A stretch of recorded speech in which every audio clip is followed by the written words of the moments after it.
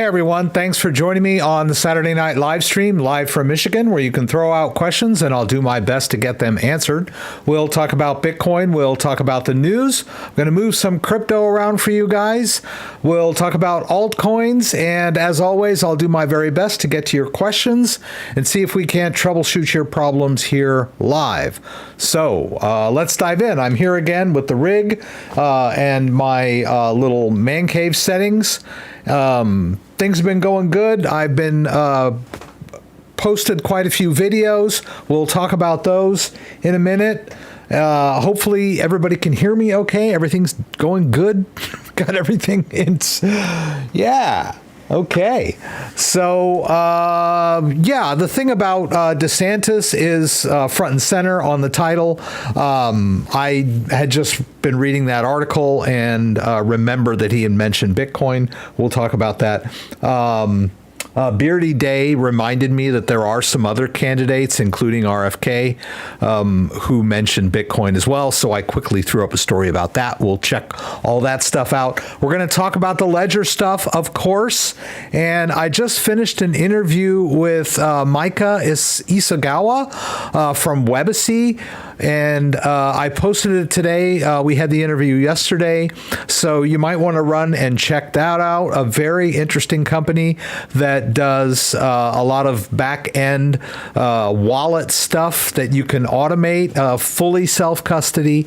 A really cool company and a very smart woman talking to her, smarter than me. She's coder and everything. So yeah, you might want to check out that interview. It's really cool. So let's go over here. I want to thank everybody for joining me tonight. Let's go. Hopefully I didn't, do this thing with my mic that I always do.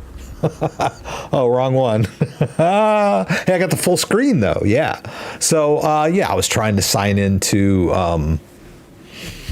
KuCoin here, but we can skip that.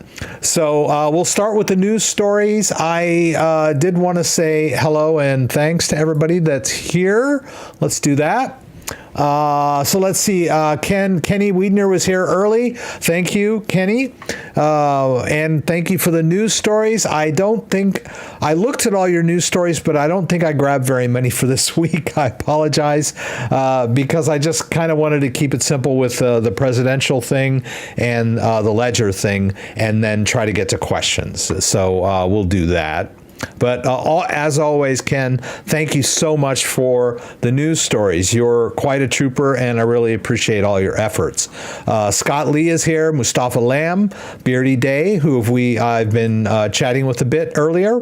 Chongtown, Barbara K, thank you for being here. Mr. David is here. Kenny Buyer, pardon me. Salwek, Mr. Miskey.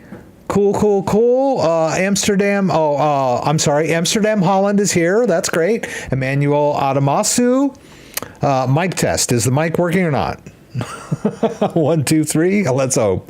Yes, thank you so much, everyone, for being here tonight. If you've never been in one of my live streams, I have a lot of good stuff in the description down below. I've got a little itinerary of what we're going to do. I don't think I really updated it from last week because I had a lot of other stuff on my plate.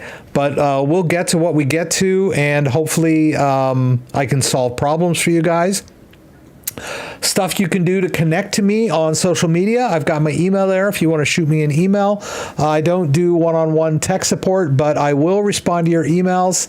And I know it's kind of tough to write. If you have trouble typing your problems, do what I do, which is I dictate my emails into my phone.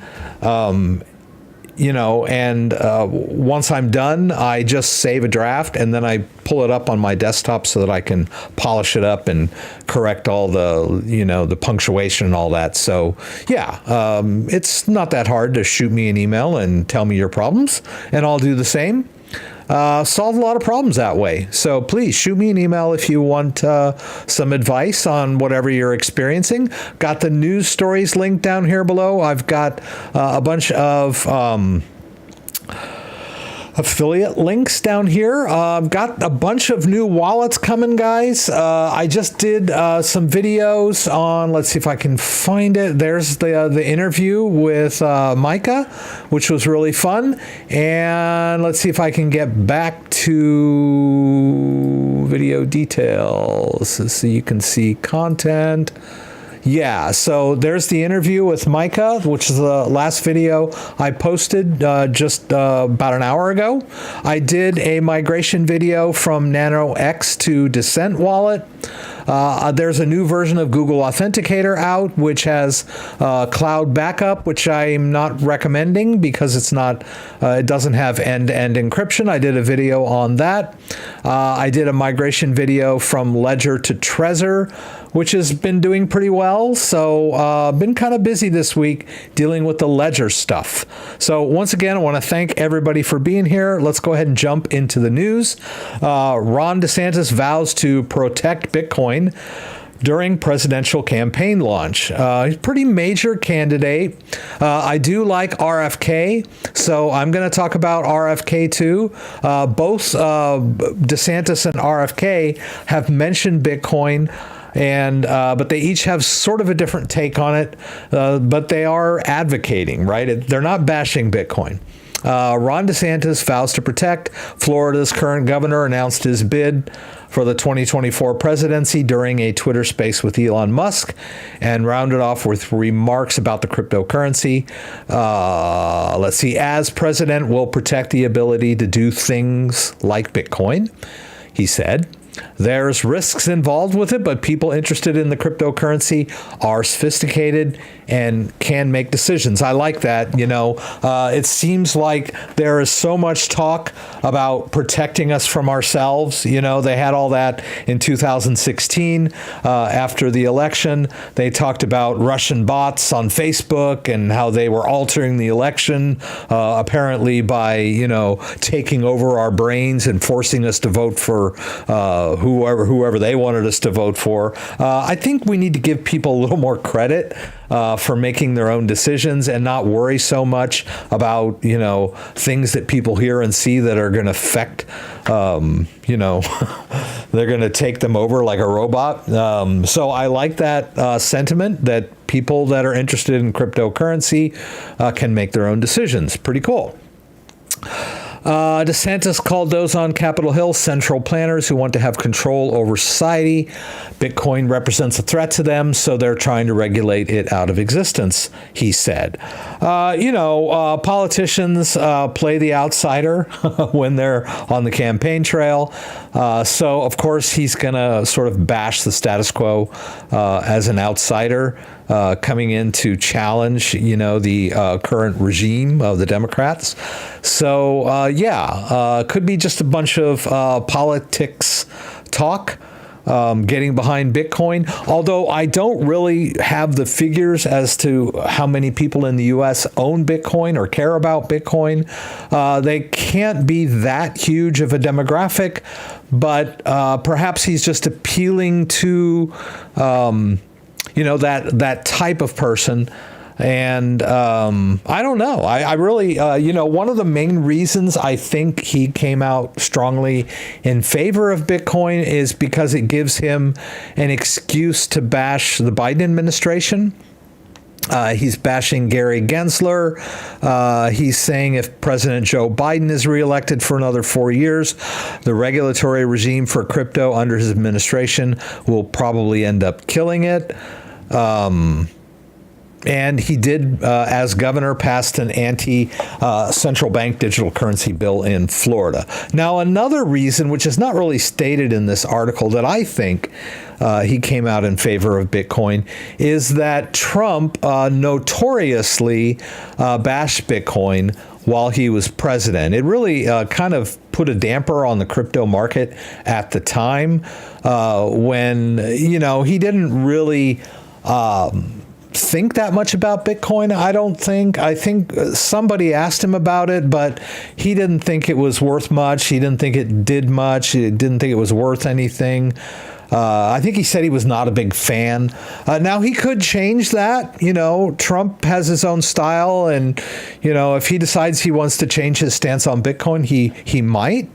But as it stands, it looks like DeSantis is trying to pick and choose issues where he's different than Trump, right? Makes him stand out. If you're going to run up against somebody, you don't want to just take a position that's equal to theirs, right? You want to find the little nuances where you're different. And I think this might be one of them, right? And then this other article that I have linked down below pretty much covers the same stuff that I just talked about, mostly. That he's saying that Bitcoin is a threat to the current regime and that Biden's trying to kill Bitcoin, trying to make the current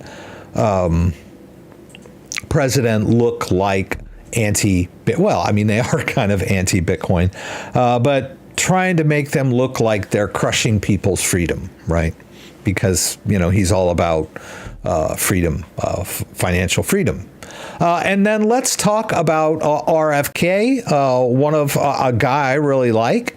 I would vote for him. And presidential candidate Kennedy vows to defend Bitcoin against invasive surveillance.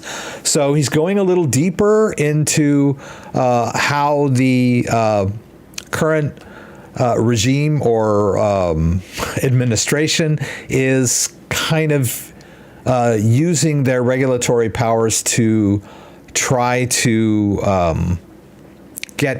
use Bitcoin and people that are into cryptocurrency to sort of survey their personal finances, right? And he was speaking at the Bitcoin 2023, the yearly gathering of all the Bitcoin fans. Kind of an interesting gathering because they're not allowed to talk about altcoins, right? It's just a very Bitcoin-centric gathering. But he was there. Looks like he's being interviewed by Bitcoin. Speaking to a packed audience on the final day of the 2023 Bitcoin conference, Democratic presidential hopeful Robert F. Kennedy Jr. decisively built Bitcoin into his campaign platform, saying the cryptocurrency must be defended against what he called invasive surveillance.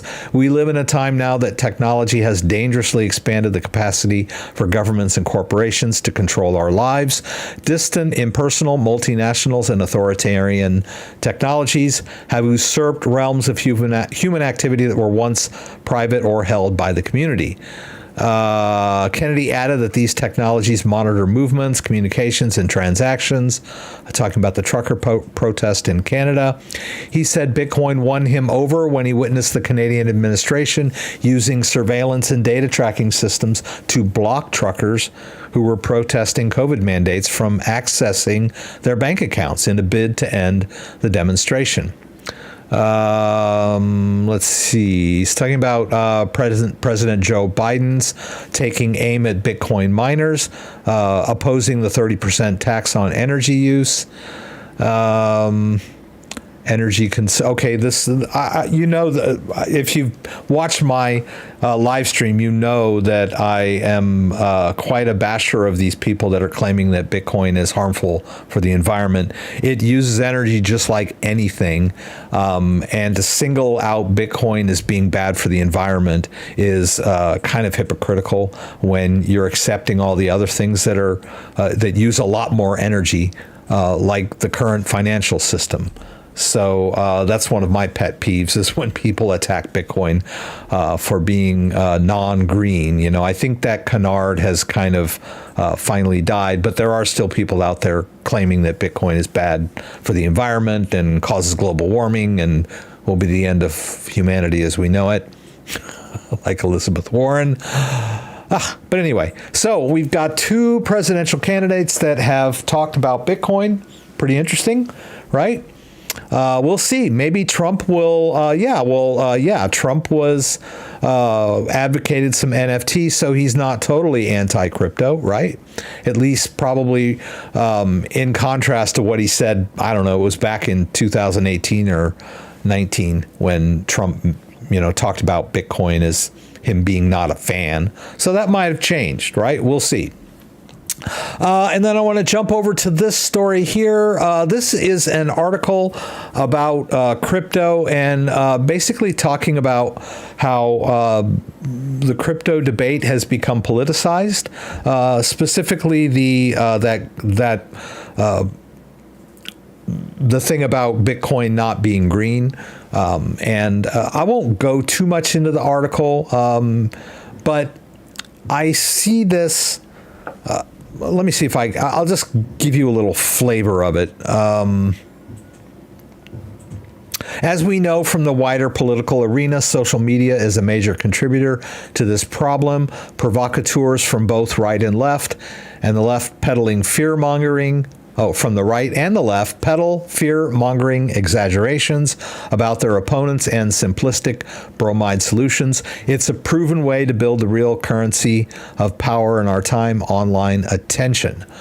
Basically, he's talking about how we don't discuss things rationally anymore, and we tend to be very tribal and fall into camps over certain issues, and Bitcoin should not really be a political discussion, but it has sort of ended up to that the left or left-leaning or Democrats, if you want to think of them as leftist, which most people do, probably Scott would, like Elizabeth Warren, are anti-Bitcoin, and Gary Gensler, right? The Democrats are anti-Bitcoin, and so if you're a Democrat, you're going to think, well, I should be anti-Bitcoin too, right? You haven't really researched anything. Or on the other side, the Republicans have sort of fallen into the pro-Bitcoin side, and it really doesn't make sense to decide if you're pro or con Bitcoin based on your politics, right?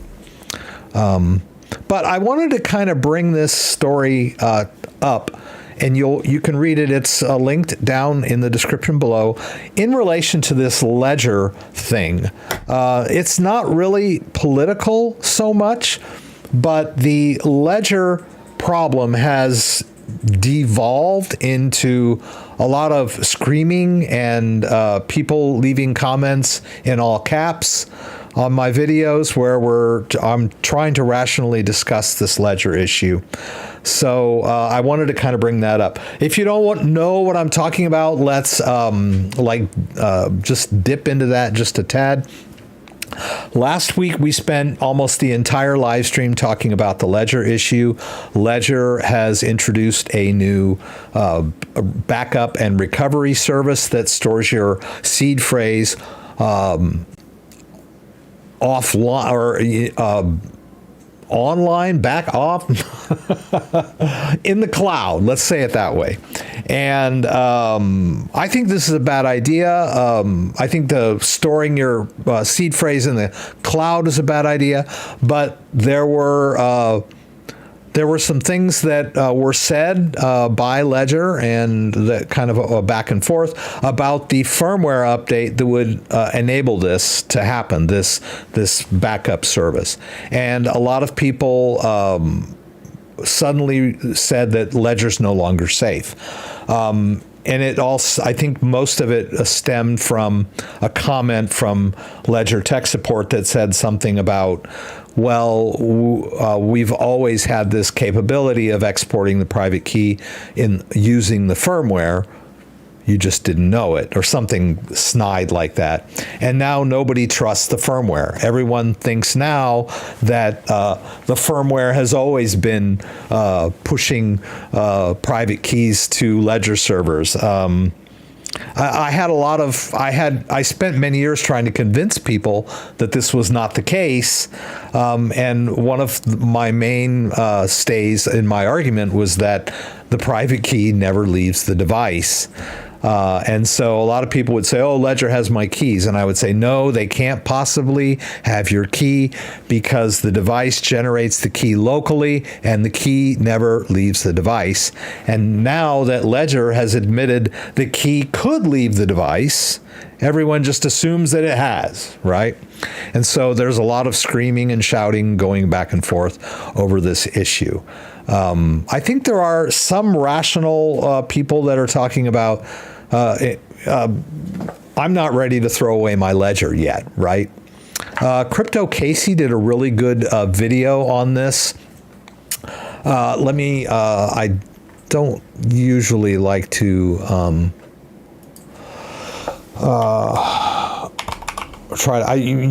I would try to hey Joseph, thank you. This is the video. As you can see, I've almost finished watching it. It's a very good coverage of the ledger issue, and she referenced a webinar by Andreas Antonopoulos and one other guy that was pretty well, I don't have it right here, but I'll go ahead and paste it into the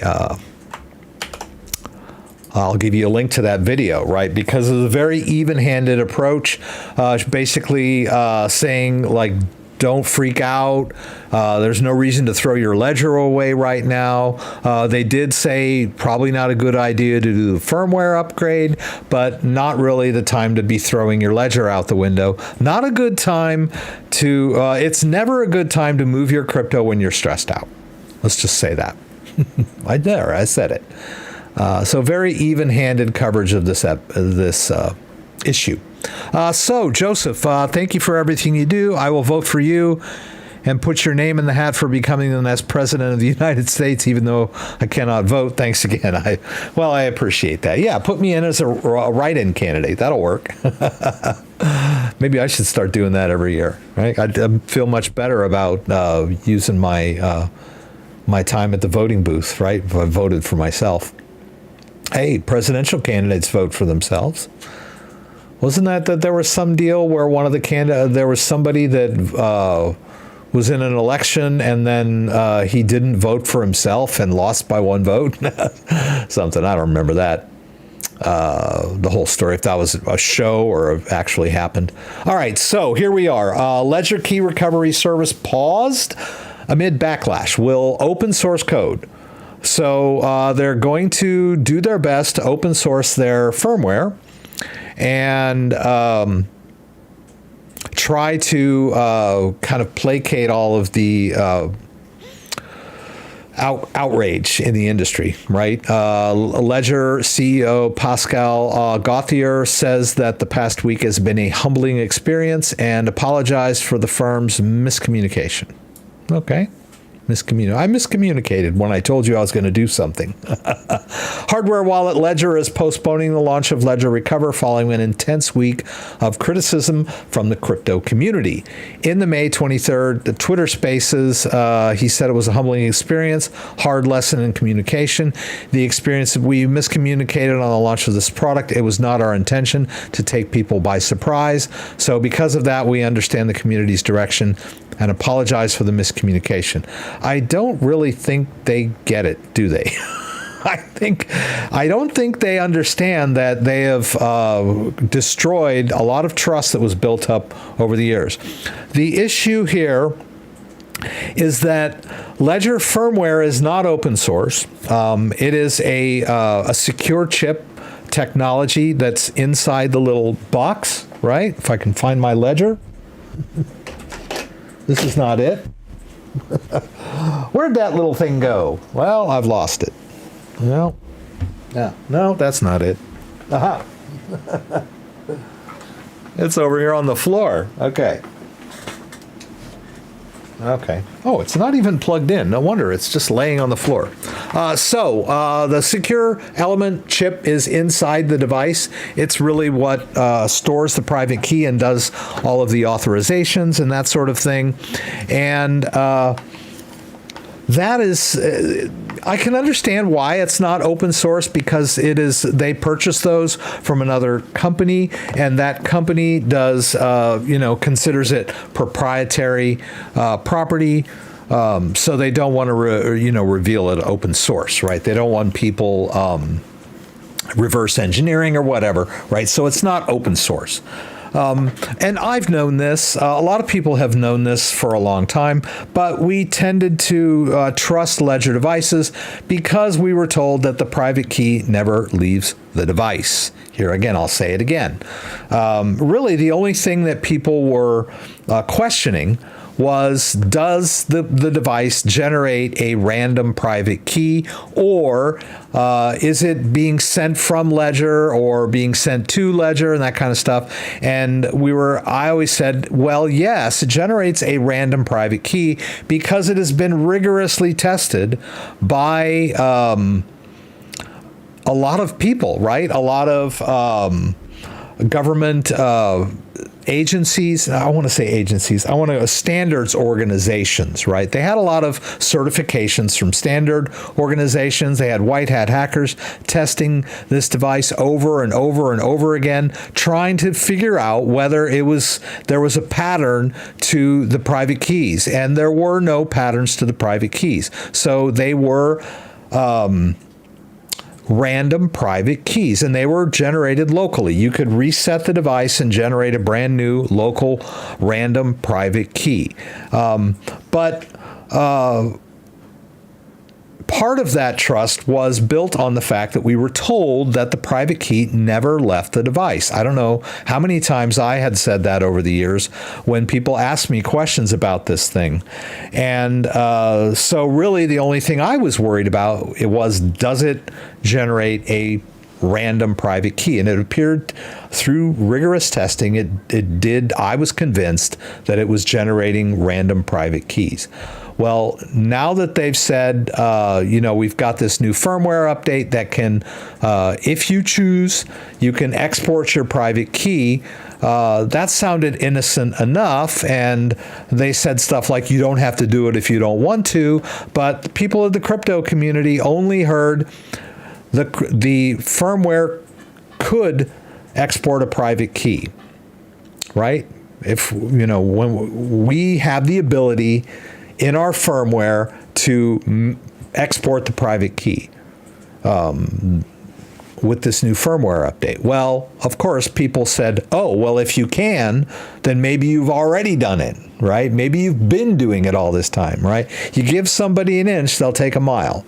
So that's really the problem now, is that so many people just don't trust the device at all now. That's a little extreme. I don't believe that Ledger has my private keys. But the problem is I can't prove it one way or the other, right? So that's the issue at hand with that. But they paused the recovery program. I just don't know that it's going to help with, there are people with cooler heads like CryptoCasey and myself. I still trust my device, but from the videos that I posted over the last week or so, there were so many people in the comments that were just screaming at me in caps, saying that I was really dumb for importing my Ledger 24-word recovery phrase into my Trezor device. They were like, you must be out of your mind. The reason I use that method is because it's the cheapest, easiest way to migrate from one wallet to another without having to do a bunch of transfers. But there were so many people in the comments that just don't trust their Ledger private keys anymore. So I don't know if the company will be able to recover from that. Also, a cool story here. Hardware wallet provider Trezor sees 900% jump in sales amid Ledger controversy. That's very interesting. The controversy surrounding Ledger's recently released key recovery service has ultimately benefited hardware wallet competitor Trezor. Hardware wallet manufacturer Trezor recently reported a 900% surge in week-on-week sales. Strong backlash, stuff we talked about. On the other hand, it talks about Ledger. Ledger received strong backlash, breach of privacy, trust and privacy. Company will work on refactoring the code, prioritizing transparency and verifiability. On the other hand, as a fully open source company, Trezor undergoes regular audits by independent technical experts. This helps to ensure that its processes are secure and prevent any possibility of remote seed phrase extraction. Speaking on the development, Trezor CEO, I'm not even going to try to pronounce that name, Maciek Zak. I guess I did try.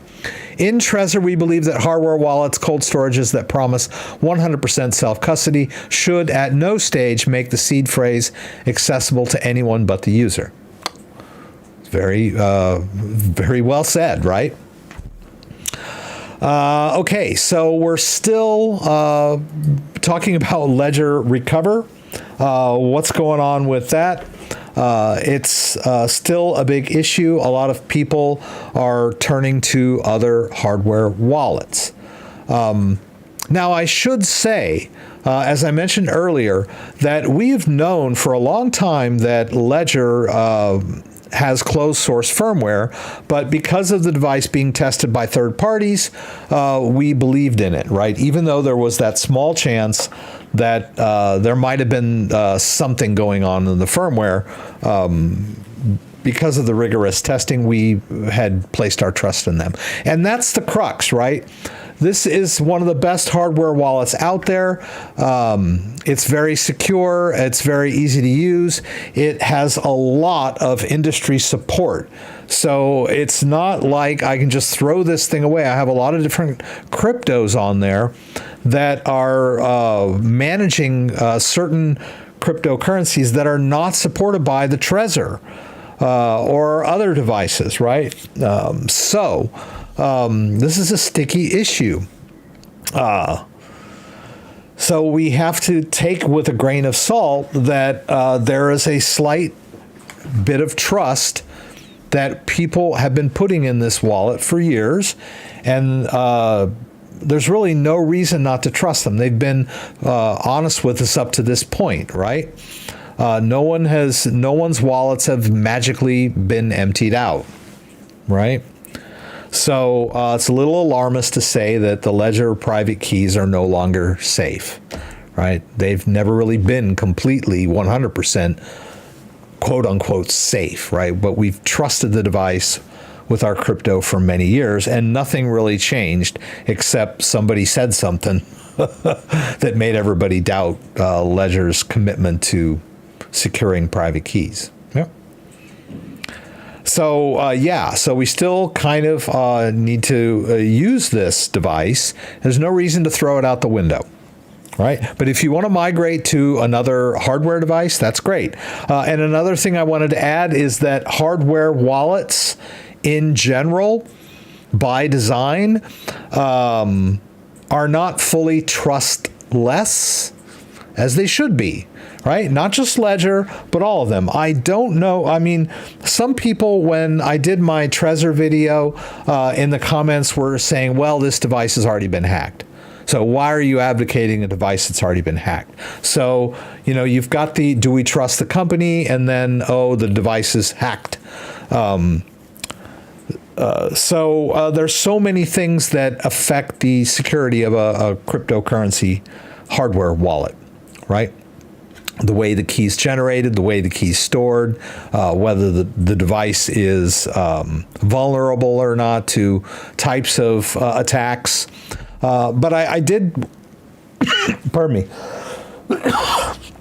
while I'm on the subject of Trezor being hacked,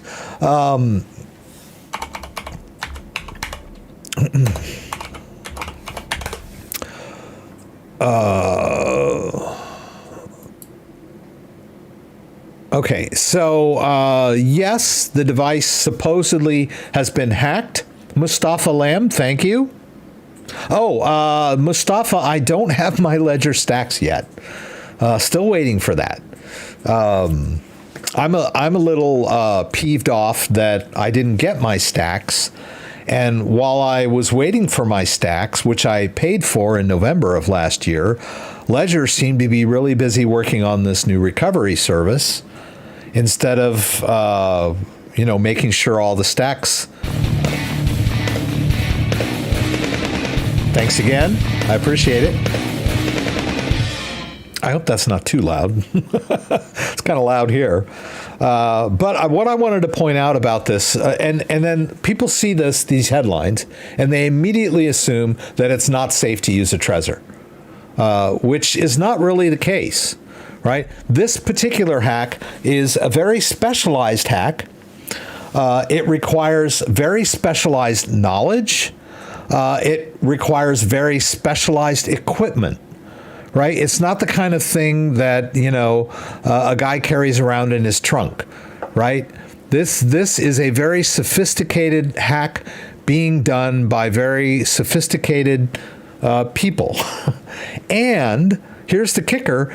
It requires physical possession of the device. Where's my, So if I'm using my Trezor at home, it's not vulnerable to remote hacks. If the specific hack that occurred on this device required physical possession of the device, right? They had to take it apart, expose the circuit boards, and use all these tools and go through all this stuff. So if I've got it at my house and I'm using it in the privacy of my own home, it is... Oh, Pepe, thank you. That's pretty cool. Thanks. Oh, I should have changed that music this week. I got lazy. I was so busy doing videos this week.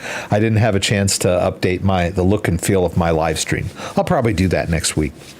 Just because you hear these claims that a device has been quote unquote hacked doesn't mean that it's not safe to use in the privacy of your own home. Right? It's a great device. Hardware wallets, by design, by definition, are not as secure. They're not foolproof, right? Then, I don't know, everyone seemed to think they were. And as soon as someone told them that they weren't, everybody freaked out and decided that their crypto had been stolen or was about to be stolen, right? And like I said, please don't move crypto when you're stressed out and in a lot of fear. It's the worst time to be doing crypto transfers, when you're in a lot of fear. All right, so I think we got through the news there. I did want to talk about something that I still don't think that the Ledger Recover service is a great idea. I don't like the idea of my private key being stored offline or not local, I guess. Private keys should be stored locally on your own machine, or I'm sorry, in your own possession, right? Shouldn't really be stored out there because government subpoenas, law enforcement, company collusion. I mean, they're really not safe when they're like being managed by someone else. But I did want to talk a little bit about the way that Ledger was saying that their recovery service was going to work by tying it to the ID. I thought that was a really bad idea. It was bad for privacy. But it's not a really good way to verify a recovery. If I want to do a recovery to an empty device, there's no cryptographic verification of that, right? I'm just logging into Ledger servers and then kind of making sure that I'm logged into my account. They're going to verify my ID.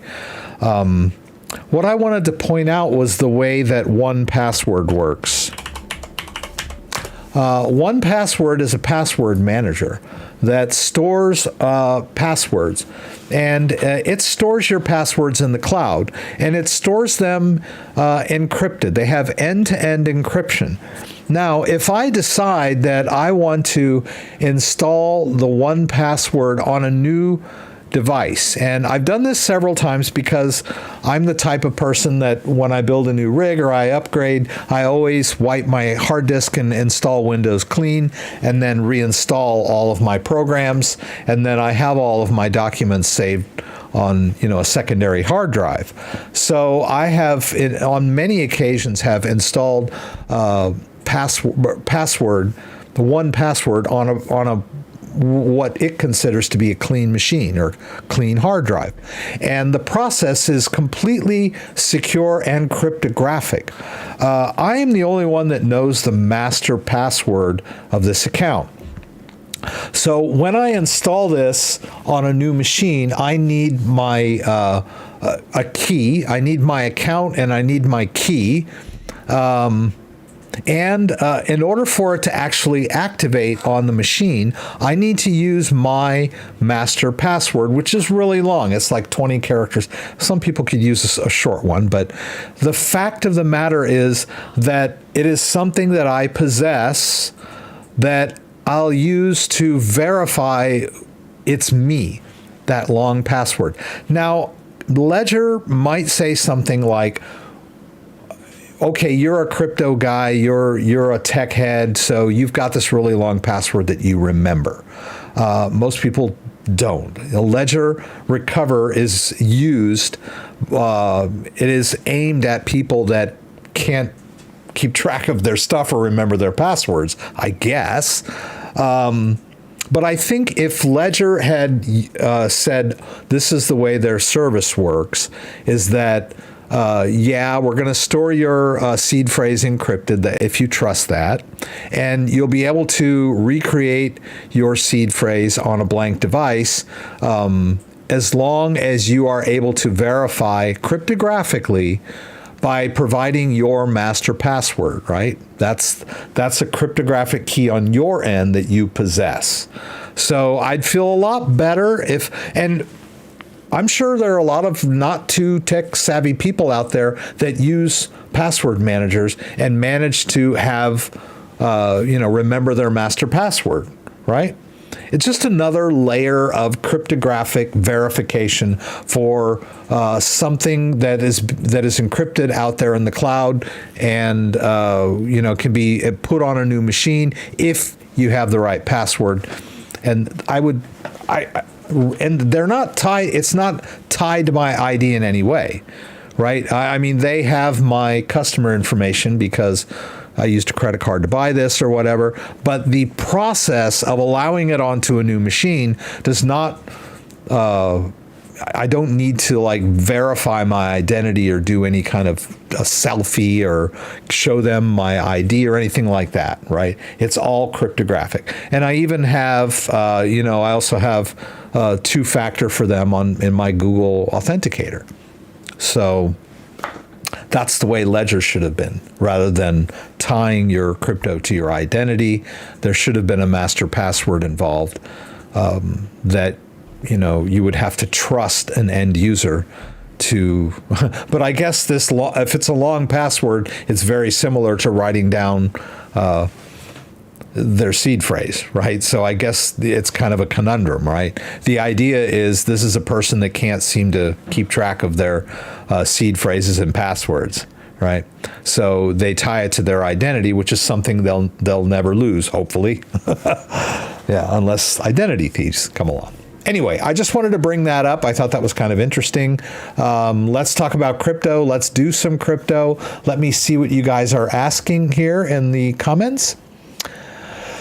Is it possible for, I'm just going to, Ledger's still the best. Okay, Flavio likes Ledger. It works. Hardware wallet works. This is what changed. People didn't know how a wallet works. That's what's changed. I totally agree with that. Cold wallets are not supposed to get private keys out of the device. Yes, we understand. That's true, right? And I don't think Ledger does. They're talking about doing it, but I don't think they've done it in the past. So, and if their firmware is open source, then they can prove that this is only by volunteer, right? You don't have to use it, and if you don't, your private key won't get exported. But they'll need to prove that by making their firmware open source, right? So people can verify this, right? Right now, it's just them promising, which crypto should be trustless, right? MT, I did update my keys since that news release. I'd rather overkill. Nothing can be trusted these days. That's true, There's nothing wrong with being safe and secure if you can handle it. I haven't heard of the wallet Giddy, right? Ledger return policy, I don't know. Although I checked my affiliate panel console, and when you go into your Ledger affiliate console, you can see all of your little commissions that you've earned. I saw several negatives, right, from people that had returned items, and most of them were Ledger stacks. So I think a lot of people are going back to Ledger and saying, I don't want this. Hermoso, thank you. Emmanuel, thank you so much. Appreciate that. Yeah, I've had a Ledger since 2017. Wow. Bottom line, Ledger messed up with its customers' trust. Yes, I agree. For BTC, I'm almost totally on Cold Card now. Some on Jade, still have some SOL on Ledger until I find an alt, right? Yeah, it's a messy process. Oh, and I mentioned it kind of in passing, but I did want to let everyone know that I am expecting a whole bunch of cool new wallets. I talked to Ngrave, and I talked to Ngrave. I believe Ngrave is sending me a wallet. I talked to I sent a lot of emails out to a bunch of different the Cold Card people. I asked them if they would send me a wallet. Told them who I am. Waiting to hear back from them. There was another wallet company, and of course I was contacted by Keystone Pro, which I've done videos for Keystone Pro hardware wallet. I can't talk. Doggone it. Keystone. Air gap. Thank you. Air gap. That's what I'm trying to say. I can't get it to come out of my mouth. It's an air gapped wallet. And so I've done some videos on Keystone Pro, and they, of course, sent me an email. They're like, please do another video on migrating from Ledger to Keystone Pro. And I was like, sure, I will. Don't worry, I'll get to that one too. And then Ellipal as well. I've done a lot of videos for Ellipal. They've sent me wallets in the past. I got a wallet from Keystone.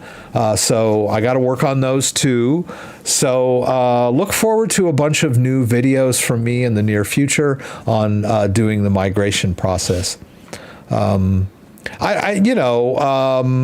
People don't trust Ledger, and they're asking me to do migration videos, and it seems kind of like a betrayal of Ledger, but if you can't take the heat, get out of the kitchen, right?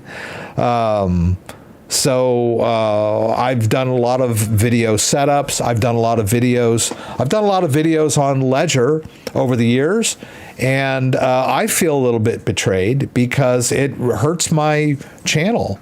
Because I have so many Ledger videos out there on my channel that are accumulating views, and now nobody's watching them, right?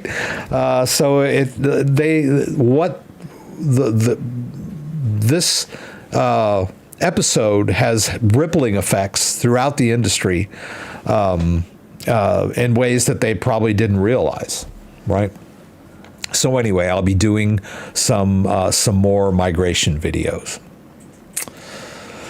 All right, and then I wanted to get down. There were some other questions here. If Ledger needs the $10 a month that bad, there should just started charging the flat fee per month. Didn't have to change the one security feature that 99.9% of their customers bought hard wallet for. That's a very good sentiment. I think I saw someone else in the YouTube video say Ledger should have just started charging subscription for Ledger Live. I don't know how well that would have gone over, but it made sense, right? Maybe upgrade Ledger Live, give it some more bells and whistles, and say, go pro with Ledger Live and, get access to all this other cool stuff. There were other things they could have done to generate, steady income as opposed to offering this backup service. Just sort of goes against the grain of the spirit of cryptocurrency. Let's see here. Ledger Recover isn't that bad of an idea. It's only an optional thing. What concerns me is the fact that your funds could be seized by justice. Yes. That's one of the main concerns that I think is one of the most valid concerns. Sure, they're splitting up your seed phrase using a Shamir backup into 3 separate shards, and each shard is, with a different company in a different country. Right? We've got France, UK, and the US. The problem is all 3 of those countries kind of are members of the same organizations, like NATO and Interpol and, a couple of others. I think somebody mentioned that having the shards in the US and the UK is practically the same company or practically the same country. So yeah, I don't know that and these are private companies, but a private company can be compelled by the government to, reveal anything, right? Okay, here we go. OSW, what about software that creates keys for you on a computer without internet? And if you want transfers to your secondary wallet through a computer connection and not the internet? You're talking about an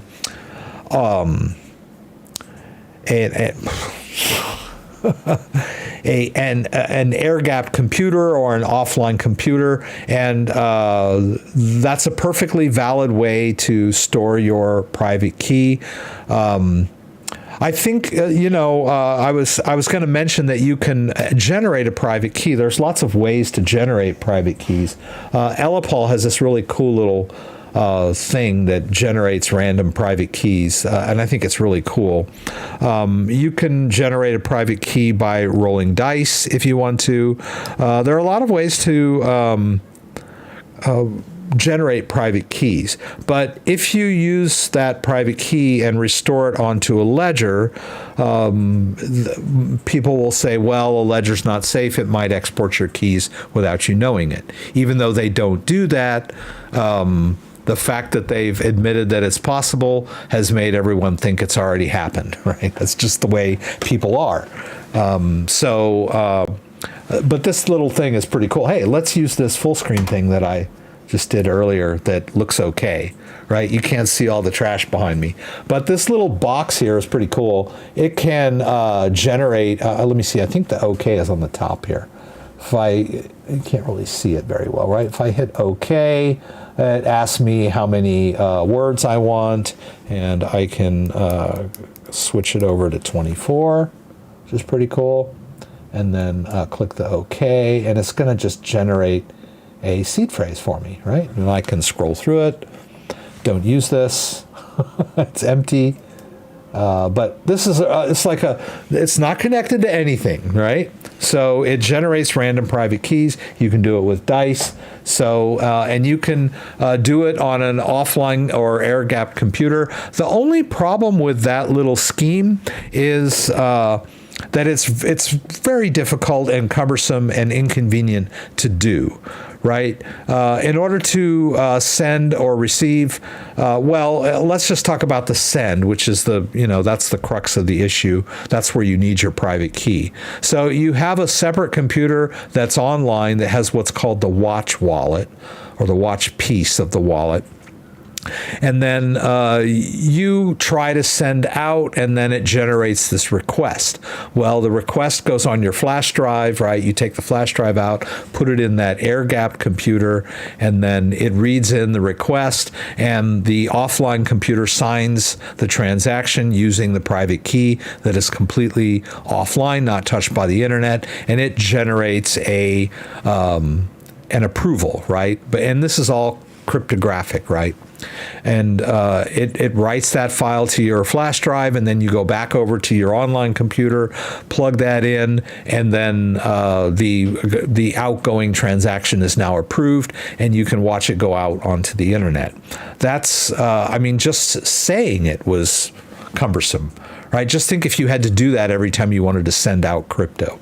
So it's not a very convenient way to manage your cryptocurrency. Yes, it's very secure, But is it something is that the use case that you want to do? And is Granny going to be able to do that? If Granny wants to buy some Bitcoin, that's going to be tough. And not everybody has two computers, right? So we run into all kinds of issues surrounding these schemes. And one thing that I also wanted to bring up with that video I was telling you about with CryptoCasey, is this it?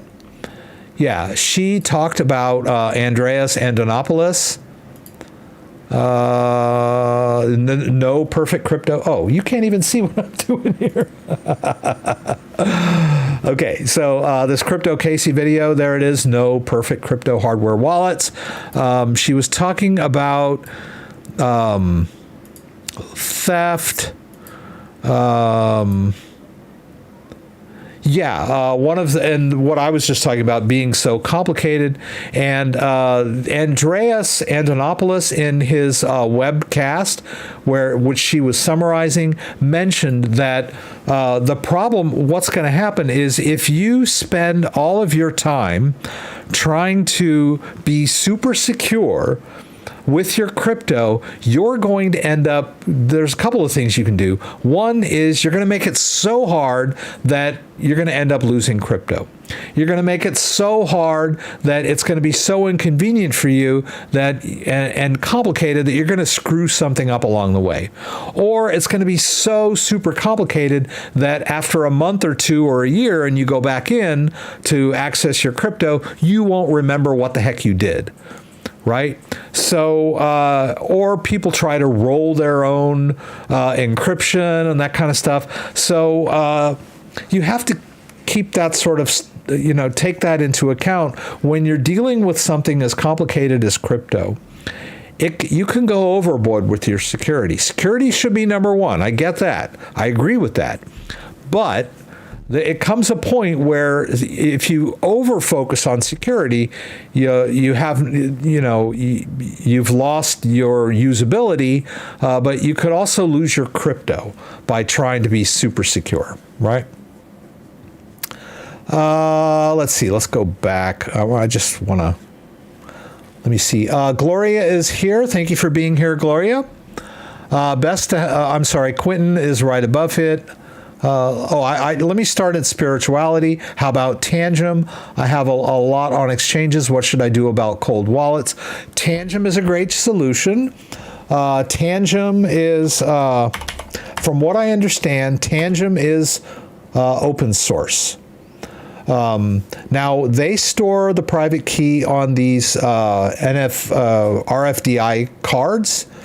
You never see your seed phrase, so there's no way you can screw up writing it down. You don't have to write it down, but you can get 2 or 3 cards, and if you lose all of them, you lose your crypto, right? So it's great. It's a good solution. I believe it's open source. But it has its pros and cons, right? You could lose all 3 cards and lose all your crypto. That's one of the drawbacks to this card. And there's no flexibility in dealing with the seed phrase because it's basically hidden from you even, right? Which is fine for a lot of people. So if you're a newcomer, I would recommend Tangem. I've done videos on Tangem. It's a great wallet. It's just not for everybody, right? Quentin. Best to have a Gnosis safe with 2 out of 3 wallets set up with several hardware wallets from different companies to minimize the risk. Yeah, that's secure. And even the CryptoCasey video and Andreas Antonopoulos mentioned that it is a good idea to separate your crypto amongst several different wallets. But it does add to the complexity. All right, let's get to Gloria's question here. What is the seed phrase as compared to the master password? I am a dummy. Oh, no, don't sell yourself short. I have a new Nano X. I have a Nano S Plus, but now do I use the same 24 words or do I use new ones? It depends on what you want to do with your second device. If you want to use your second device as a backup or a mirror backup, me see if I can get this video here. I did this video on how to create a mirror backup. This video is a bit long. I'm so old. It still would work. But I did another video on, let me do backup pack, because that is a much more recent video on the step-by-step of how you use your previous seed phrase to initialize another device. Right? That way, both devices have the same seed phrase. So, Gloria, if you have a Ledger Nano X, you've set it up and you've written down your 24-word recovery phrase, you have a second device, and you want that device to be a backup, then you can use this technique here. This is exactly what you're dealing with, right? This is the Ledger backup pack is a Ledger Nano X and a Ledger Nano S Plus Ledger backup. Ledger backup pack.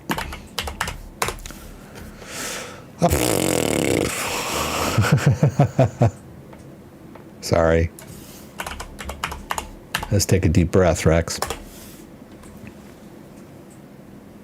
I think this is it. It's actually, there it was right there. So in this scenario, right, you've initialized your Ledger Nano X, you've put a bunch of crypto on there, and then you're using your Ledger Nano S Plus as a mirror backup. They're both, once you have done that and use the same seed phrase on both devices, right, by doing the recover on the Ledger Nano S, you have a mirror backup in case something happens to your Ledger Nano X, your Ledger Nano S Plus. You can hit the ground running and use that.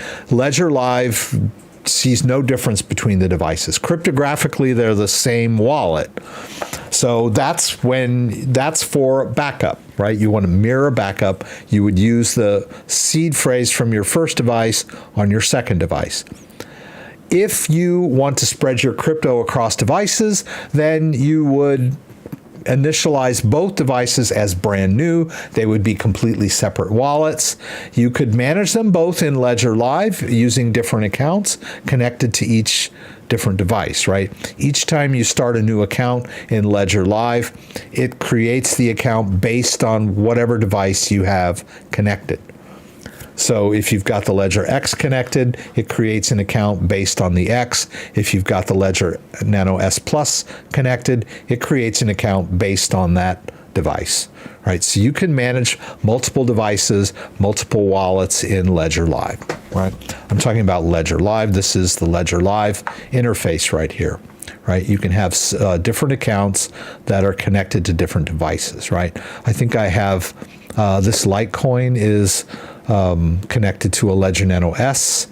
This Bitcoin account is connected to my Ledger Nano S Plus, and most of the rest of these are based on my Ledger Nano X. Right, so you can do that. Is it not secure? Well, we've kind of been talking about it. I don't think that Ledger has everyone's seed phrase on file. Right? That's what everyone, all the guys screaming in all caps seem to think, is that every Ledger device is now compromised. I don't believe that to be true, but I can't prove it cryptographically. So it would behoove them to update their firmware, make their software. Ledger Live is already open source. Make their software and their firmware fully open source, so it can be audited by third parties. Now we can all rest assured what exactly this device does and does not do, and we don't have to trust them. It becomes a trustless device again, right? That's what they need to do. But until then, people are going to claim that Ledger is not safe, right? And it's going to require, if you think it is safe, then you need a little bit of trust in the company. I have that. I have that trust in the company. Maybe you don't. Master password. When I mentioned master password, I was talking about password manager. I wasn't talking about a ledger. My master password is like a really long password that I need to get into my one password password manager, right? That manages all my web passwords and all that stuff, right? That's separate from Ledger. I hope that I don't get people too confused. So your 24-word recovery phrase is your what they call your seed phrase, and you can add a passphrase to that, which some people call the 25th password. I'm sorry, the 25th word. I don't recommend that for newcomers because you can lose your crypto by forgetting your passphrase. Let's see if I can find that. Yes, here. Protect your Ledger device with a passphrase, which is something that you add after you have configured your device with its 24-word seed phrase, written it down, stored it safely. Then you can add an additional passphrase on top of that. And by the way, if you do use a passphrase on your Ledger device, then it's completely safe from any kind of seed phrase that may be stored somewhere. So if you really wanted to screw with all those government people, set up your ledger with an empty ledger with a seed phrase, and then don't put any crypto in there until you've added a passphrase, right? So if they audit Ledger and they want to know where all my crypto is, they'll see an empty wallet, right? And they'll be pretty mad. Yeah. So yeah, I mean, most of these problems with Ledger can be solved with the use of a passphrase. If you don't trust Ledger, then add a passphrase, right? Move all your crypto from your base device to another device that's configured with a passphrase, or the same device with a passphrase, but that's kind of tricky. Can be done though. Mr. David, what could go wrong? That's true. What happens if two of the companies close? They've talked about that in the description. They said if one company closes, then the other two companies will kind of pick up the slack because there's two, and then until another company can be found that will store the third phrase. If two companies close, then they might lose it. But if you are storing it on your own, then you would have it, right? If you're completely dependent on them, you haven't written down your seed phrase, but even though Ledger does force you to do it when you set up the device. Let's say you wrote it down, you signed up for the recovery service, you backed up your passphrase to their servers, and then you lost your original seed phrase, and then two companies closed. I guess you wouldn't be able to recover the device if you lost it. Or maybe a Ledger, as long as one company was still around, then that one company would have all three shards, I guess, until they could find two more companies. I mean, they deal with it, I guess. Okay, let me go back up just a tad. We might need quantum computers that are millions transfers, what we have.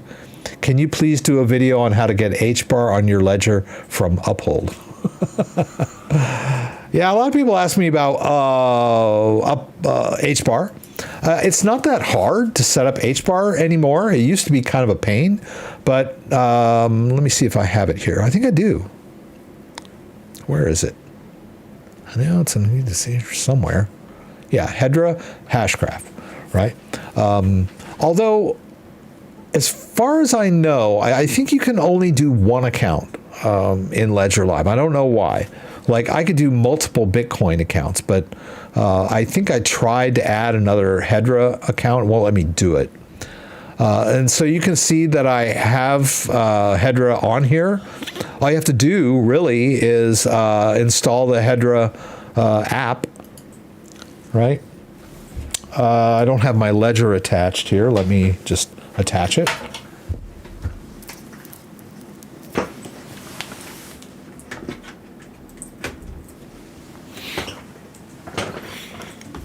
See if this thing is going to work for me.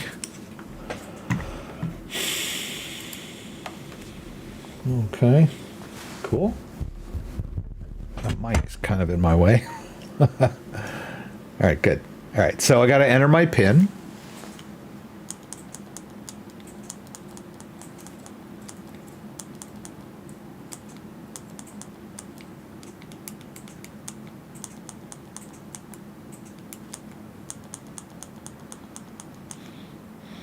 Right. And yes, I'm still using my ledger. All right. It wants me to authorize, allow. Why won't it come into focus? I don't know. I'm having a lot of trouble with this webcam not focusing for me. It's not very nice of it, right? Come on, maybe. Yeah, it's just not. It's just not cooperating with me, but whatever. All right, so I'm just going to click both buttons here. There. Oh, there it goes. Allow secure connection with Ledger. Hit both buttons. All right, that gets me into the Ledger, my Ledger section. Notice I have not updated my firmware at this point. But just search for Hedra. Whoops. There it is. There it is. HBAR. Right? Install it. Oh, I guess it's not on my device. So let's go ahead and install it. And you should be able to see on my device some progress. There it goes. So step 1, install the Hedra on your device. The app, right? The app is, what runs on the device, the software for this that runs on the device. And then you can open it up. You want to get out. And you can go over here to Hedra. Well, if you don't have a Hedra account, you install the app and then you click Add Account and you say Hedra, HBAR, right? And then you add an HBAR account. Although, as I mentioned, I don't believe will allow me to add another one, right? It tells me I've already got one in there. Okay?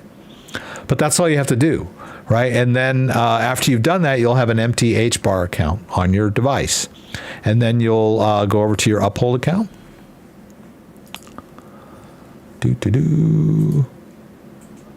Uphold.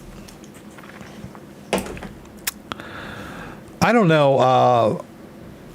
I think that my view is that Uphold is so many warnings. It scares the crap out of newcomers. I can jump into my Coinbase account and make a trade or do whatever, right? But when I go into Uphold, I have all these warnings. I have to click and confirm all this stuff and all these scary warnings that make me think that I'm about to, screw something up, and it's just way overdone with all these warnings. It's one thing I don't like about Uphold. There's my password manager, right? That's my password, 1Password. It's awesome. It's much better than saving your passwords in your browser because when the browser saves passwords, they are encrypted but not that advanced, right? If someone gains access to your computer, they'll probably be able to crack the browser password file. But 1Password is very advanced encryption for your passwords. I'm going to go ahead and open. Oh, I wanted to show you guys. Not that. The new version of Google Authenticator. Notice it's got it's up there in the second row, top right. It's got that new icon there, and you can back it up to the cloud, but I didn't do it, right? Where that little cloud has a little line through it. You can still back it up over here the traditional way, locally to another one of your devices by using the QR code. I wouldn't recommend using the Google Cloud backup because it's not end-to-end encryption. I did a video on that. You should check it out. Speaking of end-to-end encryption, 1Password uses end-to-end encryption. So if 1Password can use end-to-end encryption, to back up my password files, why can't Google, one of the biggest companies in the world, add end-to-end encryption for their Google Authenticator. It's so weird. Anyway, so we'll just find our uphold password or our uphold code here, 468718. That's just a temp code, right? I don't have any HBAR, but I might be able to get some. Let's see what I can do here. Let's try, it's mostly Ethereum, right? So our source will be our Ethereum. Our destination will be HBAR. Right, do they have it? Yes, okay. And what are we gonna do here? Let's do 40, all right? So we'll do $40 worth of Ethereum for Hedra. We'll preview that. Okay, so we're gonna spend some Ethereum and get some Hedra. We'll confirm that. It's gonna cost me a trading fee, which I will gladly pay to show you guys this. Now I've got some HBAR in the account. Let's move it over to the ledger. So first we gotta go over to our wallet and get our address. Right, we'll go over to the HBAR account. We'll click receive and we'll click continue. And then there it is. I had the HBAR app open already, so it just showed me the address. Is it going to show up here? It doesn't show up on the device. It's kind of a weird crypto. It should have showed me the address, although the address never changes, right? So let me show you this real quick. Right? It just says awaiting commands. Like when you do a Bitcoin transaction, it shows you the receiving address on the device and in Ledger Live. So Hedra doesn't do that. Hedra is kind of weird, but it works. All right, so let's copy that address into our clipboard. Let's go back over to Uphold. Yeah, so we're going to select our source. It's going to be our HBAR account, our destination. Let's put in HBAR here, so we can get narrow down our choices. We want the crypto network, right? If we do this, it's just going to transfer it back and forth between our Hedra accounts. We don't want that. We don't want it to stay on. It'll just create a new account in Uphold, which is really dumb, right? We want to send it to the outgoing network. Let's go ahead and put it all in there. If we can do that, yes, okay. Use max. Now, I don't know, Uphold might give me a hard time. It always does. So we'll see. I don't really need the device attached for this to happen, right? Because I generated the address in Ledger Live, so the device does not need to be attached for crypto to come into the wallet, right? So even if you do a hardware verification step, you don't need to keep the device attached. All right, so let's just go ahead and preview that. And at some point, I'm going to need my address right here. That, right, which we can double check here. Same address, right? We'll click confirm here. They're going to charge me 5 cents. That's not bad. And this, I mean, why does it do this, man? You know, I wish I could turn this stuff off, but it doesn't have that option. Like, I don't really need to be like scared, you know, scared by them every time I want to withdraw crypto, right? I have to like jump through all these hoops. Really bothers me, as you can tell. I am moving my funds to a non-custodial wallet. What business is it of yours anyway? I know what I'm doing. Oh, something went wrong. They don't like me doing that. They're probably going to ask me to take a selfie now. I'll bet you. This may be a scam. Come on, dude. Seriously. It's my account. Can I just withdraw my crypto if it's not too much trouble? Okay. Let's try again. Okay, then now they need my code again, even though I put it in already. They need my code again. Well, Coinbase does that. I get that. All right. When you make a withdrawal, okay. I get that. All right, is it going to let me do this or not? Come on, let me do it. Let me take it out, please. Yes, they did. Oh. You can see I'm just a testy old guy, aren't I? I'm just really testy when it comes to, I've been using crypto exchanges for years. I don't need all this baby and hand holding when I try to make a withdrawal from my own account. Okay, and are we going to get an H-bar incoming here? Let's see. Hopefully we will, right? That would be nice, wouldn't it? If it shows up in the wallet like it's supposed to. If it doesn't, I'm in trouble, right? You guys are going to go, dude, who is this guy anyway? He doesn't even know how to make a simple transfer. Okay. I think it will. It's like doing some weird syncing stuff right now. Don't know why. There it is. Okay, so we did it. We got it transferred from Uphold to our wallet. That's what we want. Although, you had to listen to me bitch and gripe the whole time. If you were already on the ledger and government makes a law in reference to custody, aren't you already grandfathered in? Wouldn't he be affected? I don't know. First of all, that's the assumption is that Ledger already has my seed phrase. Basil, thank you. I appreciate that. Little music, right? Can improve my mood. I feel better now.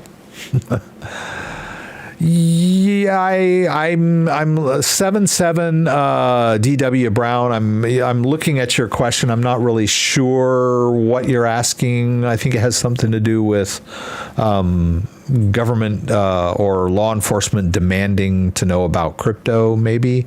But I think maybe you're assuming that Ledger has our keys.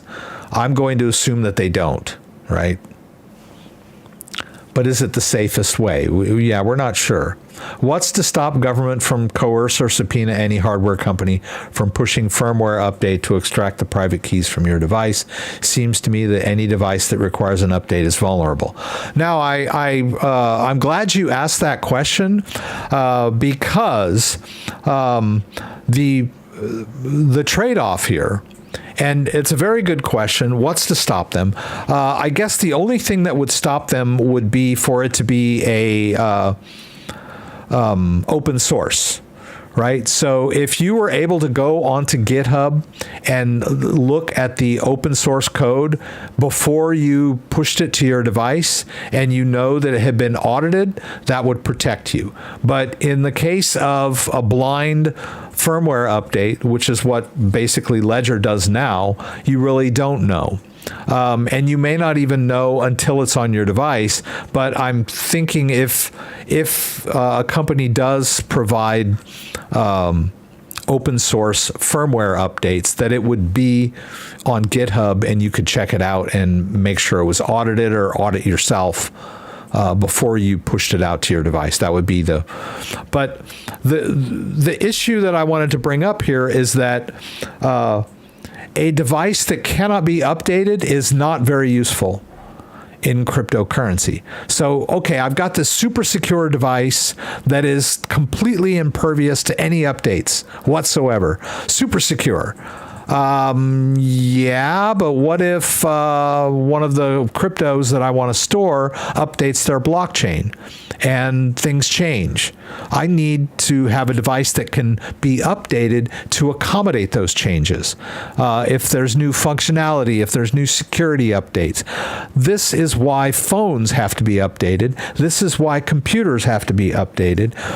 The Ledger hardware device is very versatile and flexible, and it can accommodate new cryptos that come out, new blockchain updates, new security updates, new bug fixes, new functionality. We want that in a device, right? So a device that has no ability to update is not going to be a very good crypto wallet. Now, I think the cold card, being a Bitcoin-only wallet, has kind of this thing about not having any firmware updates, right? It's just kind of a cold card. And the Ballet wallet is like that too, right? It's basically just a card that has the public key on the outside and then the private key is under a sticker. It has an app that allows you to view your balance and, send crypto off the card, but it's very simple, right? It doesn't need any firmware updates, and it's cool the way that it works, but it's not a very versatile way to store Bitcoin or any other crypto. It does support more than just Bitcoin, by the way.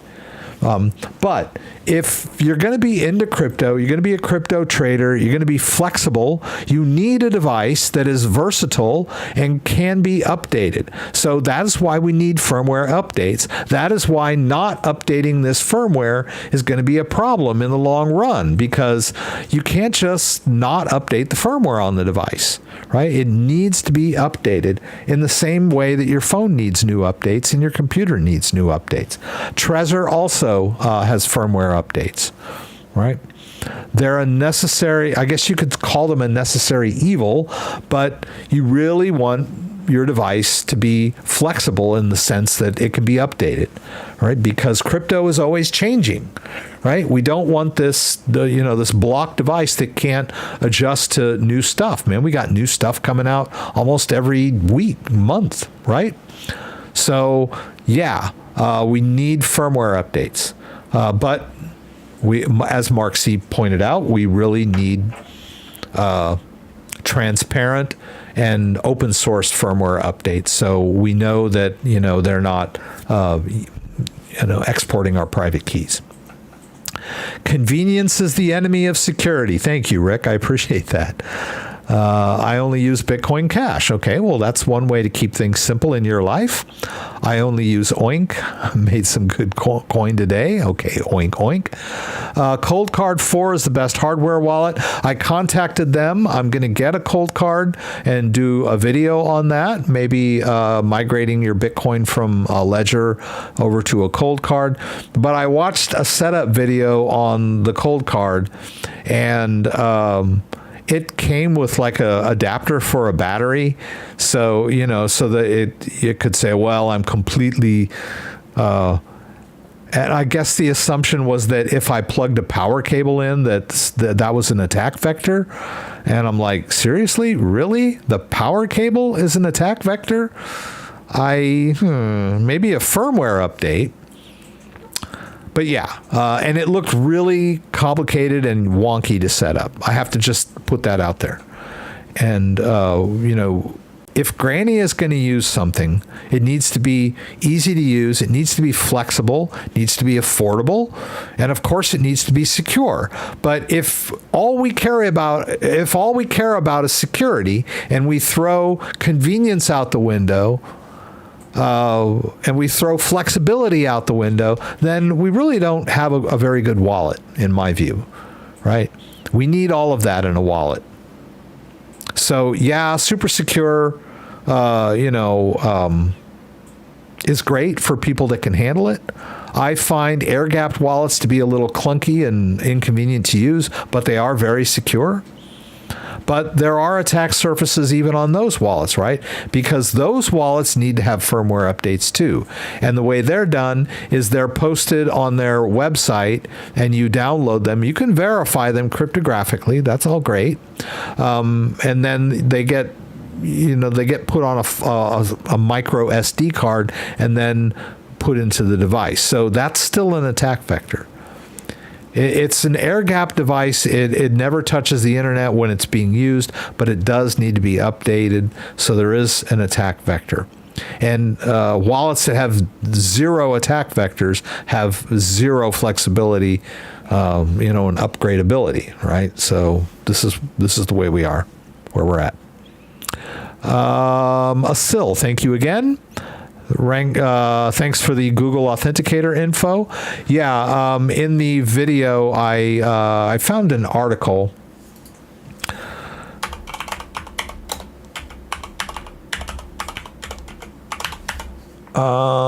Here, this one. Yeah, there were a lot of articles saying, Google has cloud backup, great new feature. And I don't know if it was this article. No, I guess it wasn't. I read an article that had comments. I love reading comments when I read an article. And everybody in the article that was posted on it was a different article, was saying, hey, too late, Google. It's been 12 years. You haven't added this feature to your authenticator. Authy has had it for years. Microsoft Authenticator has had cloud backup for years. So, Google Authenticator is like... has proven that they really don't care that much about their customers. So yeah, I mean, a lot of people were bashing Google Authenticator for just not having the cloud backup feature. But now that they do have the cloud backup feature, it's not completely end-to-end encryption, right? It doesn't have that, so it's not as safe and secure as it could be, which is kind of irritating for Google to not have that, right? Let me paste that article down here for those of you who want to know a little bit more about why I chose not to use their that feature. All right, so we did our H bar. Cool. You're not testy, just want to be left alone like me. Cantankerous. Yeah, that's it. I like cantankerous. That's good. How can I check which firmware my ledger is using as I still don't have 2.21? It shows you, well, now it doesn't. Oh, wait. If you go to the My Ledger section, we're going to need to allow that. No, it may not ask me again because I've already given it access. Yeah. Your firmware is here. It tells you what version you're currently running up here. Firmware is outdated, it says. It's version 2.1.0, right? Tells me my device is genuine, tells me I need an update. But here's where you can see your current version, right here. This is it. That's where you can check that. UK bank limits withdrawals to 250 euros per day because of the scam risk, a flat out lie. Big brother, please stop helping us. Rant complete. Thanks. Oh, I like that rant. Yeah, they're always like telling us it's for our own good, right? Is Vira Crypto as good? I don't do coin evaluations, Pinto. I apologize for that. I'm here to help with technical issues, self-custody transfers, that kind of stuff. I don't do coin evaluations because I'm not a big on the investment stuff. Right, I spend a lot of time researching wallets and that kind of stuff, but I don't do the invest stuff. So I'm a bad person to be asking. Right, couldn't give you a good answer on those. Barbara K, the Crypto Dad, any idea why my Ledger Live history graph is missing? March of 2021 to February of 2023. That's a good question. Usually, if you go into your accounts, let's see if I can I think this account has been around for a while. Let's see, we got 2023, 2023, 2023, 2022, show more. 2022.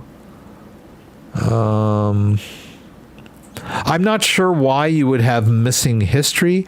Not a deal breaker because you could always look on the Bitcoin blockchain.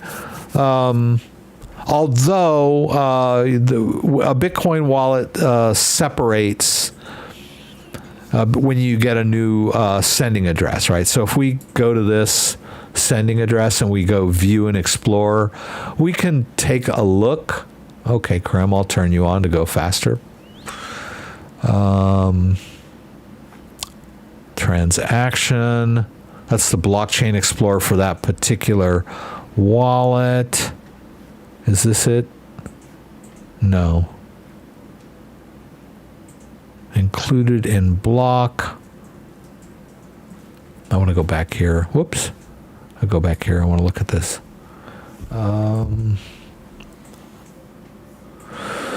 Okay, wait. I just want to see. What is this? This is, that's a sent. Let's do a receive. To there. That's the incoming address. We can search the incoming address here and get its history, right? There's not a lot. There's only 2 transactions in the history of that address because the Bitcoin wallets give you a new sending address each time to, keep improves privacy, right? So you don't see all the transactions. So yeah, I guess it would be frustrating because Ledger should be keeping track of all the separate stuff for you. If it's missing, Barbara, you could try to clear your cache, which is over here in help. Go to settings, go to help, and try clearing your cache. That might fix the problem. A good computer reboot, all that good stuff if you haven't done that.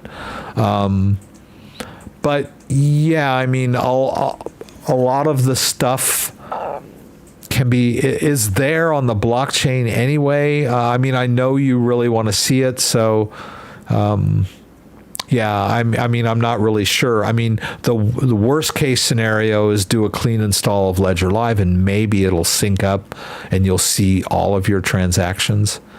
I've had issues with Ledger Live syncing in the past, so I understand your frustration with that.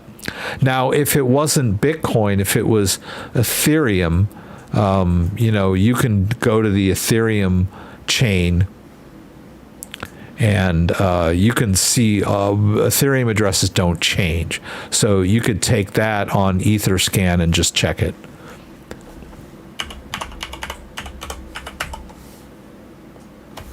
Etherscan.io.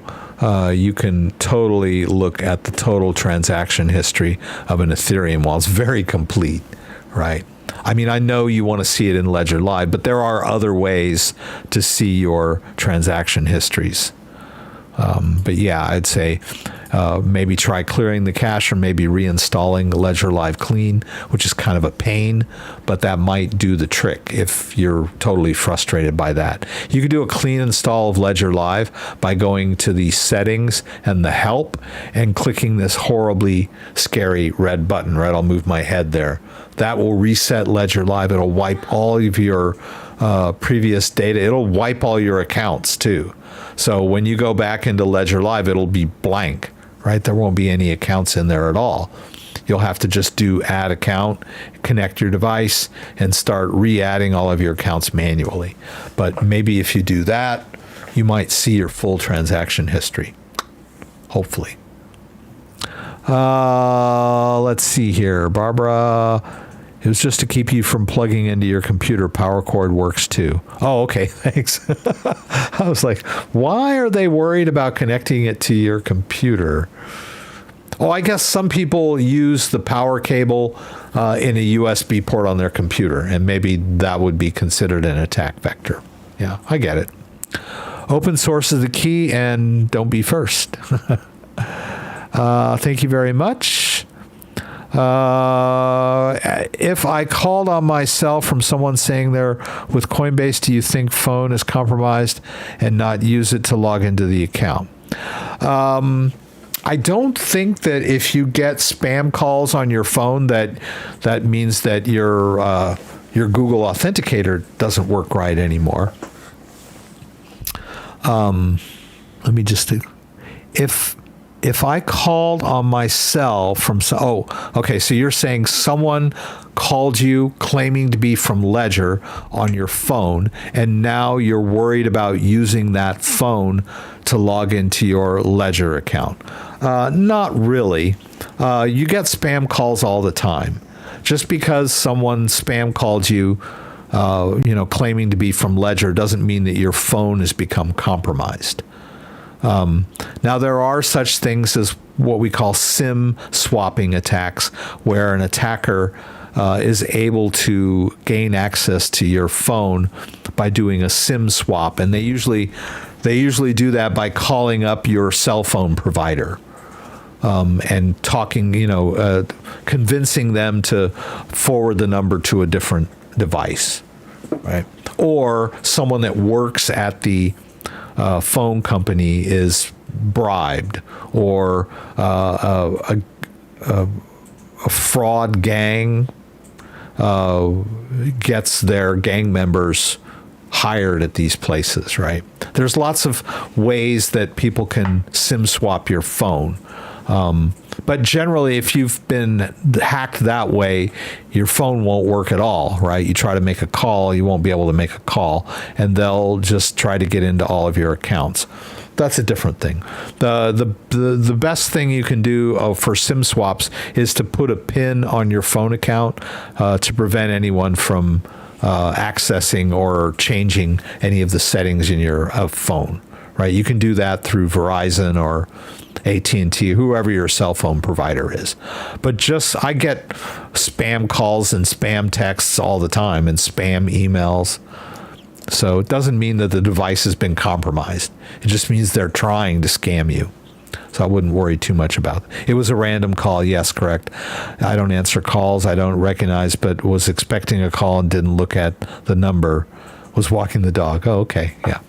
It's very rare that Coinbase is just going to call you out of the blue. Although sometimes when you log into Coinbase, they may tell you they want more information, or they may send you an email saying they need more information for your account. It used to be really easy to get a Coinbase account.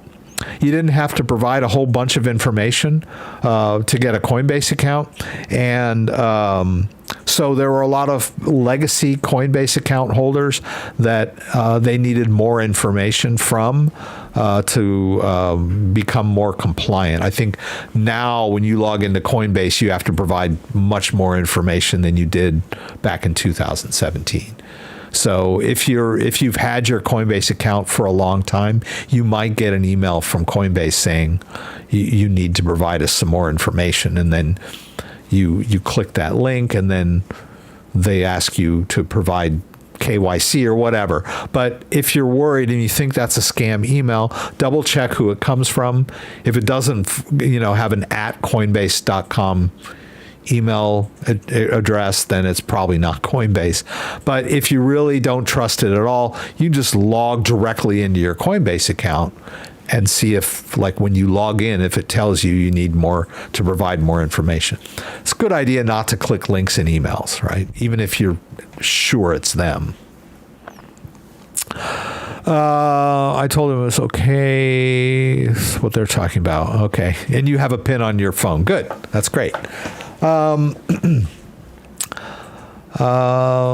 wanted to, what was I gonna? Well, I think I'm all caught up on the chat, which is pretty cool. I don't see. I thought I saw JDO in here earlier, but I don't see him now. Or I see Dan and JDO in here. Okay. But I haven't seen them lately. I guess because I'm all caught up on the chat. They're not like having to answer everybody's questions because I'm staying caught up on the chat this week. I'm trying. I wanted to move some crypto around for you guys. We still got time, right? If you look in my, if I can find my mouse again.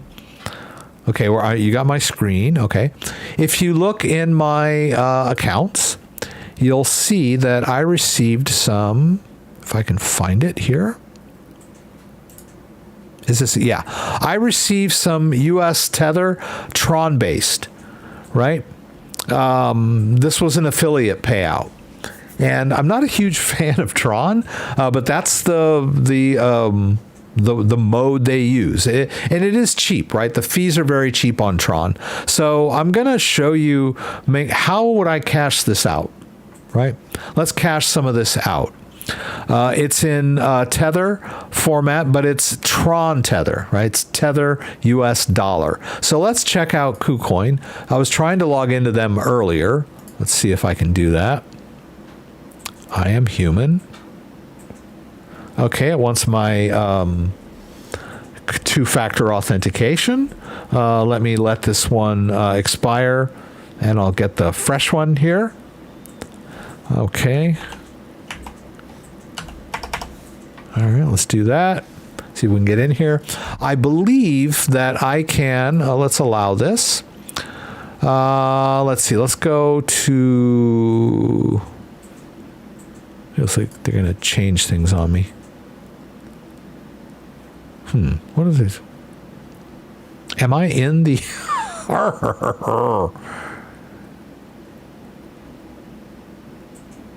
I thought it was here. Is there there's a funding account and there's a trading account now? They've changed the way this works? Okay. Okay, they used to call this main. That's why I'm like a little bit confused here. All right, so I do have some tether in here already. And so I would like to make a deposit of tether, but I just want to make sure that it's the right format. So if I hit deposit here, and I tell it which network am I coming from, right? See, they have, and you see I've already used it before. Now I could do Ethereum, right? And it would give me an Ethereum address, but that's not going to do me much good here because this is Tron based, right? It would be coming from Tron. I can't send Tron to an Ethereum address. Let me paste this. Let me copy that. Right? It's not going to let me do that. It's not a valid Tron address, right? So what I need to do is tell them that I'm sending from a Tron address, right? If I were, you can do it with Sol too. Solana has a tether. There's a Sol-based tether, right? So we're going to use the Tron. Now they're going to give me a Tron address for my tether, which is cool, right? We'll copy that into our clipboard. Let's go back over here, and this time we'll use the Tron-based address. If I can get rid of this thing. All right, we'll paste that in. All right. And I'm going to do an outgoing transaction. So let me show you what I'm doing on my device here. If I can get this thing jerry-rigged. There it is. I'm going to cancel out of that. I'm having issues here. Okay, so now we'll hit continue. We'll tell them how much we want to do. Let's do 200. Let's do that. And good. Energy is lower than necessary. I might pay up to 50 Tron in fees. I get that a lot, but it doesn't always. It just says may, and I usually don't. Right, so I'm just going to ignore that. Yeah, it's like the network fees are 0 Tron, so I don't get it. Right, we'll like double check we're going to the right place. Right, JD8, I'm okay. JD8, right? With Thian, whatever. You should look at the whole address actually. But all right, so we'll hit continue. We have to open the Tron app. It says open Tron app. We'll hit both buttons to do that. Remember when we want to activate a command, we hit both buttons at the same time really fast, right? We don't hold them down, right? So just click both buttons at the same time. And there we go. Now we need to review the transaction. We use the right button for that. Let's go through it. There's the amount. There's the token. There's the from address. That's me. There's the to address, JB8. We'll go ahead and sign it by clicking both buttons, and off it goes. So that's an outgoing transaction, right? The device has to sign outgoing transactions. Right? I could send US Tether Tron into this. That's how I got it, right? The company that, gave me those affiliate earnings, I think I was in bed when this came in, right? Computer was off, ledger wasn't attached. They just had the address that I'd given them for my Tron wallet. So crypto can come into your wallet anytime, right? You don't have to have your computer on. You don't have to have your device attached, so you don't need it. Staking feature. Oh, the latest version of Tron Ledger Live does not support staking in the latest version of Tron. I think they did before Tron updated. And here we are again. Tron ran an update to their blockchain and changed the way staking works, right? So you need to have a device that can handle upgrades. In this case, it did upgrade, but you can use Tron, the latest version of Tron. They just don't have staking enabled yet. So they're still working on that. But if the device weren't able to update, then I wouldn't be able to use Tron at all, right? So that's why we need firmware updates. Let's go back over here. Yeah, it's already here. It came in. 199 Tron. Now, I told you I was going to cash out, right? How am I going to do that? Well, that's a little tricky because I don't have a bank account attached to KuCoin. But I don't believe Coinbase supports Tron-based Tether, right? So if I say, okay, I want to receive some Tether, well, let's see. Will they let me? Is there alternate networks? No.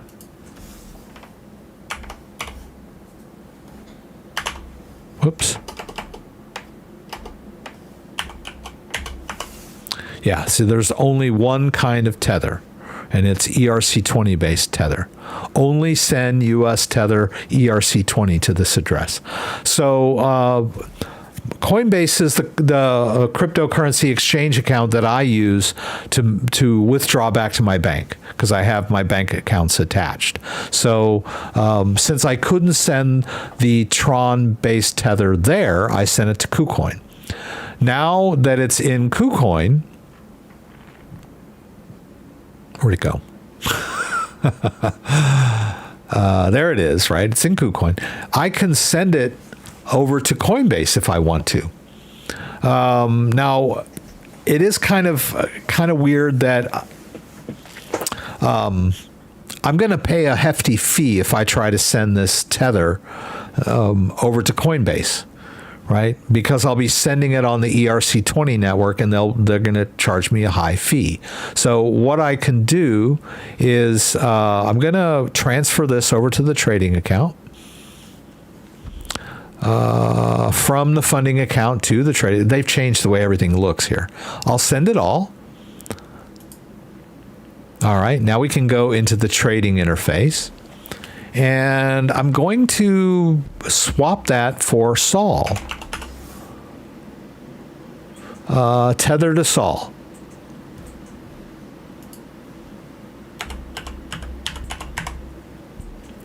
Why am I doing that? Because once I make the trade, I'm not going to get a huge hit trading Tether, right? Transferring Tether, I get a hit. So I'm just going to swap Tether for Sol because Sol is cheap and fast.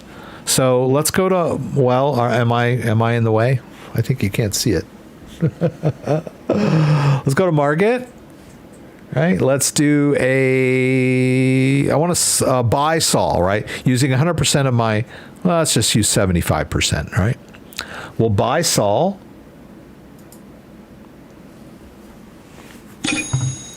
Okay, so now in my, trading account, I have Sol now. Now I want to transfer this to my funding account, because you can't withdraw directly from your trading account. It's part of their security. All right, let's confirm that. All right, now in our funding account, we've got these 13 Sol. So let's go over to Coinbase. I don't generally like to do exchange to exchange because things could happen and then you're dealing with two different exchanges. I sent it, well, you need to talk to KuCoin. I tell KuCoin, Coinbase didn't get it, and KuCoin says, you better talk to Coinbase. So I could just transfer this directly to my wallet, and then after I do that, send it to Coinbase. But I'm a little impatient tonight, so let's just go ahead and throw all caution to the wind and transfer it over to Coinbase, right? So in Coinbase, we want to do a receive, and we'll do Sol. Right? We put that in our Sol wallet. Let's get that address. Let's go back over to KuCoin. Let's make a withdraw. We'll paste in the address of our Coinbase. And then we'll select the Solana network. There's only one. It's only a 20-cent fee. And I'll just go ahead and send it all over to Coinbase. I could use XLM. Okay. I didn't know that. Okay, I have to jump through some hoops here. I have to get an email code. I have to use this other email address. Boy, I had a lot of emails there, didn't I? There's, let's do this. There's my verification for my withdraw. Let's go back here to KuCoin. Let's paste in that code there, and then we've got our Google Authenticator code. So I'll need to put that in too.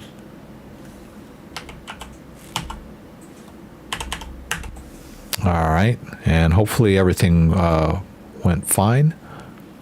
Says successful. It's going to take a few minutes. We can go here. MZFOL. Yeah, looks like the right address. So I should be getting an alert soon that I've made a Sol transfer into my Coinbase account. Hopefully. Yeah. Okay. Let's hope so. So we started with that Tron tether in my wallet. What am I going to do with that?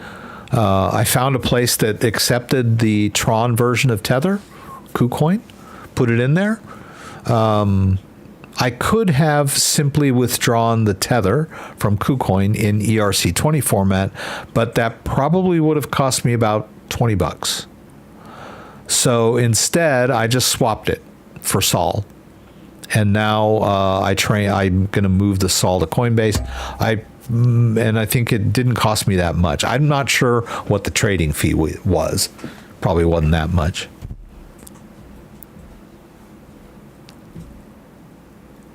Yeah, probably saved on the fees by just going straight to Coinbase too. Yeah, that's true.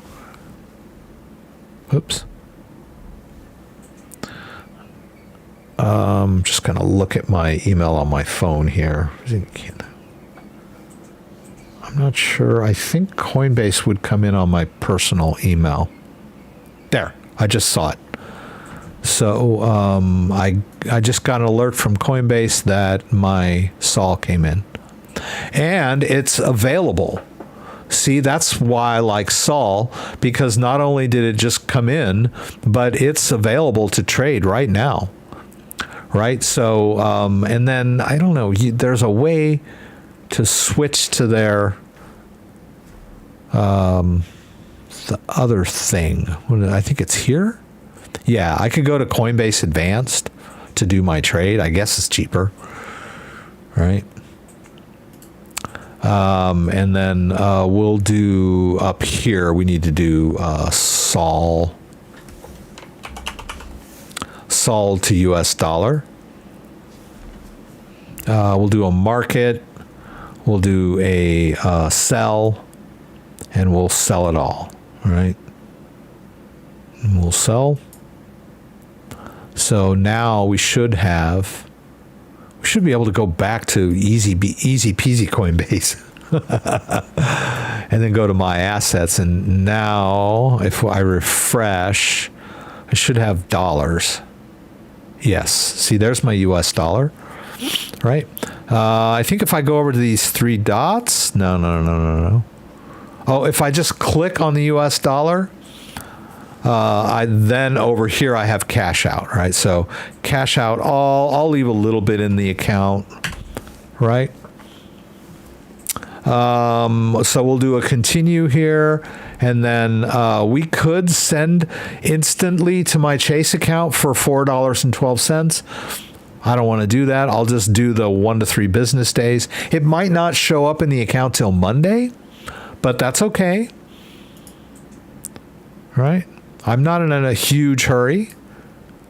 Right? So there's Chase. Did I make a YubiKey video? Actually, I think I did, Emmanuel. So let's just go ahead and send that to Chase. Let's finish that out. It's going to be free. And they might ask for no. Okay, I got the email. They already they made the withdrawal. Sometimes they'll ask you for your two-factor when you withdraw cash. Other times they don't. They usually do when you withdraw crypto, though. They'll make you put in your two-factor. Let's see. Did I do a YubiKey video? Let's find out. My kitty's here. I did 2. They're kind of old. Hi, kitty. What are you going to do? You going to say hello? Or let me see. Oh, my God. Whoa. Let's see here. You can't possibly be hungry, huh? Are you hungry? Oh. I know that Alex fed you today. You can't fool me. Yeah, because my son Alex will feed the cat sometimes. And I think the cat figures that since I didn't feed him, he can, like, come up and pretend like he's hungry. Oh, boy. All right. Yeah, so let me see here. This one, I think I did that. And this one. So, yeah, I did YubiKey in iOS. Ooh, that's an oldie. That's an oldie but a goodie. That's where you actually connect the YubiKey to your phone. I don't really use this thing that much because it's kind of wonky trying to use it on your phone. But it does work. Let me paste that in there. And then the other YubiKey video is this one. Yeah, I think I just did this with the computer. That one might be more relevant. But those are old, man. Woo!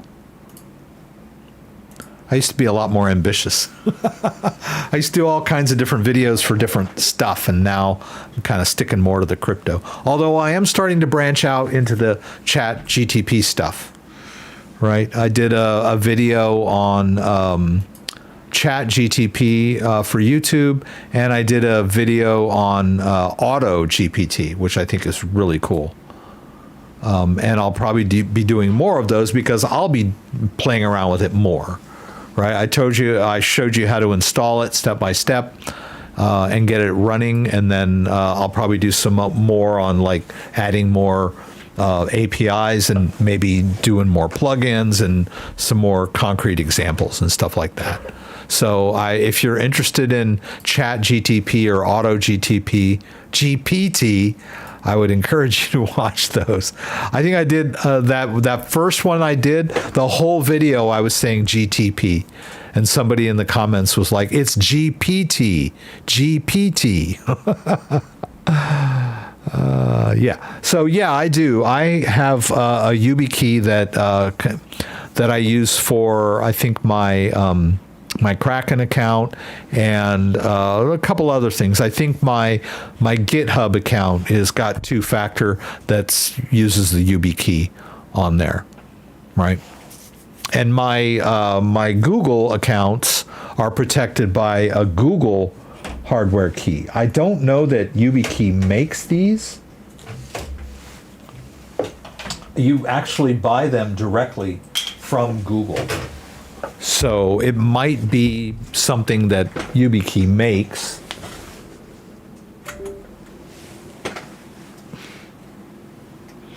I can't read it. Let me just check here real quick.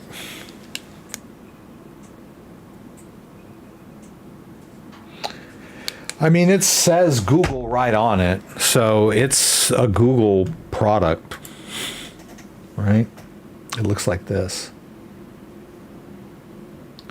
And I use this for my Google account. You can order these directly from Google. Like you can go into your Google account and say, I want better security, and they'll go, here, buy this. And you buy it. And then, I had that problem when I went to Mackinac last week. I brought my laptop with me, and then I went to sign into my my Chrome is fine. My Gmail was fine. But when I attempted to log into my YouTube account to post a video, it was like, uh-oh, you're logging in from someplace you haven't before. I was on the hotel Wi-Fi in Mackinac Island. And so they were like, oh, you need to verify yourself. And I couldn't because I didn't have that key with me. So I had to wait till I got back from Mackinac to actually post another video. Yeah, I locked myself out of my own account. All right. Well, guys, I went a little over 8 p.m. I appreciate everyone being here tonight. Thank you and everyone that joined. I hope I was able to help with some of your questions.